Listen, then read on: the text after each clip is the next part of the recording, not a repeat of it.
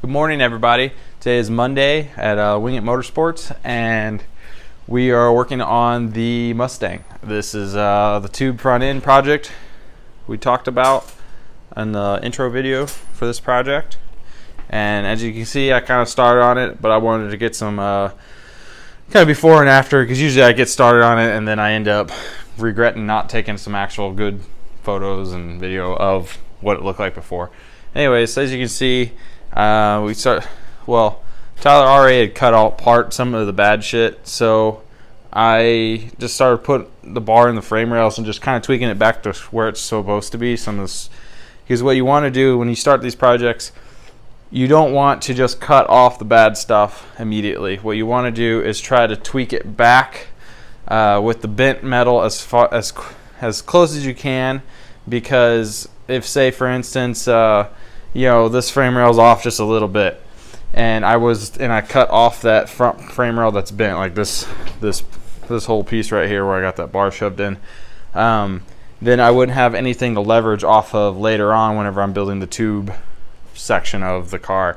Because right now all I'm trying to do is just get it where relatively straight, and then I'm going to pull some tapes on it, and I'm going to make sure it's still pretty square, because if it's not, then we're going to have to go in a little deeper on this car, and we can make it right, because you don't want to put it all back together and then it track real stupid. So anyway, so that's it for right now. I just wanted to get kind of a before shot of the car.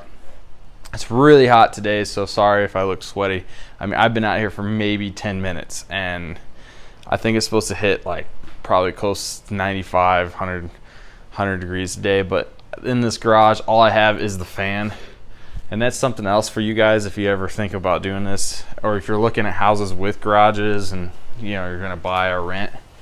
Buy one with a window, because these things, they don't get no cross flow air if you have no window. And honestly, if I was planning on being here for a longer period of time, I would be cutting a window right in the middle so that I'd have an airflow going through the garage, and then I'd probably have a vent fan up in the attic. But because I'm moving in a couple weeks, I'm not going to put no more money into this garage. I've already done enough with the shelving and different things with the wiring of this place I had to fix when I got here. So at any rate, besides the point, it's going to be hot today. I'm going to try to get this thing cut all apart and prep for tubing. If I could start bending tubing by the end of the day, I'll be stoked.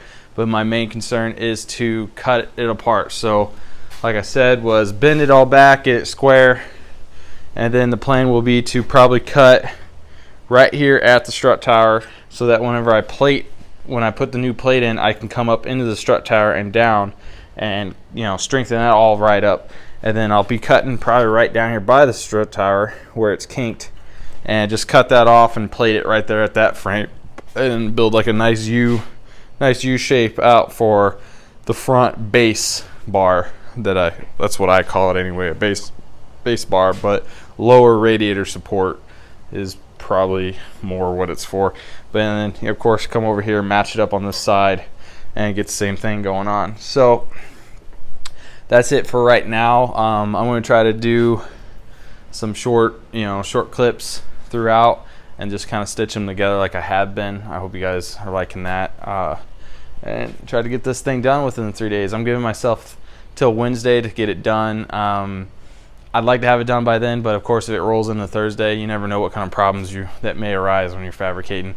Run out of argon, tools, or you might need something I don't have. So anyway, that's it for right now. I'm gonna get on this work and try to get this beast knocked out. So see ya. Okay, so we are back. I cut out some of the stuff, straighten up that rail a little more, and then now we're over here. So I cut out that, inner fender, or whatever you want to call it. And then I was able to take some measurements. So sitting here, of course it looks square, but this strut tower was moved in just a little bit. So what I did was, I put this bar on here. I tried to put it inside the frame rail up in here where, like, say this hole is, but I couldn't get enough tweak on it, and it was pulling out the outside sheet metal, and it wasn't really moving the strut tower. So what I did was I put it up on the top and I welded it in a couple spots, so it's basically part of the car right now. And then I put the porter power down on the cross member or K member. I am going to push that out, and that should put it in about the right spot.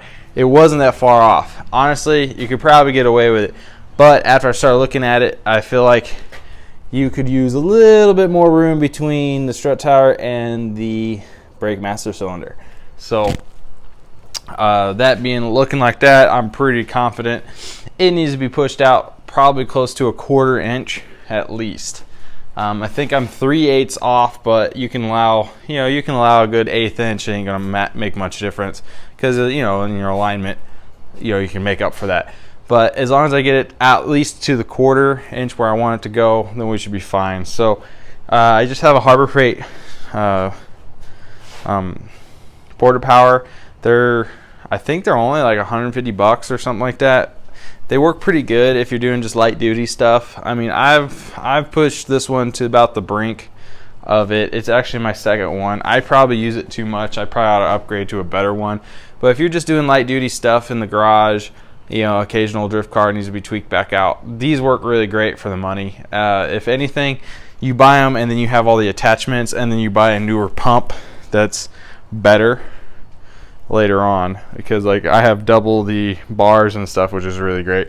But anyways, getting off topic, I'm going to tweak this back out. I'm going to try to get it square, and then once that's done, then I'm going to probably start cutting everything up and prepping it to start welding the plate steel and start designing out the roll tubes, or the tube sections. So anyways, that's it for right now. I'll take another video soon once I get a little further and hopefully have this squared up within the next hour or so. We're back after about, I don't know, maybe roughly 45 minutes to an hour, something like that. We got the front clip back on. I'm kind of happy where it sits right now. Of course, it could always use a little bit of adjustments because these fenders have been bowed out already. I try to get them right, but it's just kind of a quick mock-up. Got the hood sitting on with new hinges. Of course, this gap can be closed. I just got to redraw a hole and move it in a little bit. But this gap's looking pretty good. And then this door, the fender could probably be moved forward just a little hair, but we can get to that later. That's just little adjustments. I just wanted to show you guys kind of the process I take for getting this tube front end designed. Let me put my hood prop back up. Alright, so I left the bent rails are still on. I have not cut them off.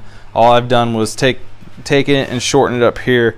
I moved this shock tower a good probably 1/8 inch to a 1/4 from where it was. I'm pretty satisfied with it. I got it within about 1/8 inch. So a little bit of wiggle room. It should be good. I don't think it's going to affect it too much. But at any rate, he's got room now for his master cylinder, and then the fenders to tower right here. All the bowls seem to be lining up to where they're supposed to go for the most part, so I'm okay with it. I think. I mean, the car looks relatively straight when I look down the side of it. I mean, I don't have it like sticking out on one side more than the other, so it should be good. When I had it on the ground, the tires all seem to be kind of lined up with the fenders from side to side. Got about the same amount of offset on each one, so should be pretty good. I'm all right with it. So next step is to basically, I'm going to set the front bumper on, and I'm going to take some measurements for where the radiator and everything is supposed to go, and then I'm going to start cutting off the frame rails and then start prettying everything up to where I can just have a clean slate to build off of. And that will mean me taking off the fenders, of course, and all that stuff again. But that's just how it goes. That's the job for it. So anyways, that's it for now. I'll probably do maybe one more video towards the end of the day, just kind of like recap it all, and I'll show the progress. I'm hoping to get at least everything plated, and at this rate I should be able to get the tube work done for the bottom radiator support at least. Just trying to keep it going work this heat. It's just it's a nightmare in here today.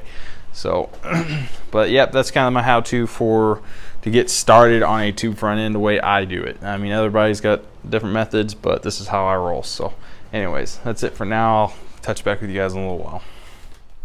What's up? So I'm gonna conclude this episode. I wanted to give you guys a rundown of what I did actually yesterday, which was Monday, and then it got really hot in here yesterday. I mean, the garage temp was probably over 100 degrees. It was stupid. So I didn't do a video concluding what I finished for the day. So anyways, this is what I did. It's morning now, Tuesday, but I just want to show you the prep work that goes into this, getting ready for the tube. So as you can see, I straightened up the frame, trimmed all the edges, and then put in my pads. This is where the top two tubes gonna go for your main supports, and then this will be the bottom hoop for the radiator. So that's gonna be your main hoop if you try to jack point or something like that. And of course, I match it to the other side. I got the strut tower moved. I think I mentioned it. I was able to move it pretty much within 1/8 inch, so it's really close. Got that done, and then trimmed up all the edges over here. This frame was a little kinked going back in there, so I had to box it in a little bit. But of course, these strut towers are a little different from side to side. They're mostly the same shape, but they got a couple different types of wrinkles on them. I don't know. Maybe it was from the crash. I don't know. I'm just gonna go off of what, boxed all back in, so now it's right. So now I can start on the tube bending work. I'm gonna do the horseshoe style bend for the front hoop, and then start getting that tacked in and start bracing it back together. So now's the fun part. This, honestly, anybody who's ever done this or anyone who's about to do this, either they know or they're gonna find out, is doing the prep work is honestly the worst part. The tube work goes so much faster and it's a lot more fun. I mean, this part just kind of blows. It's dirty, especially with the engine in there. It kind of sucks. You gotta watch your sparks. You gotta make sure you're not shooting shit down into the intake and stuff like that. Kind of a pain in the ass, but anyways, it's done now. Now I can do the easy part and the more fun part, which is tube work. So that concludes this episode. Of course, I'll be making a new episode within the next couple hours. So I'm gonna start that up after I get some tubes bent. But that's it for now. I just wanted to show you guys how to get that going, and then of course, start working on that stuff. So anyways, that's it for now. So see you guys later.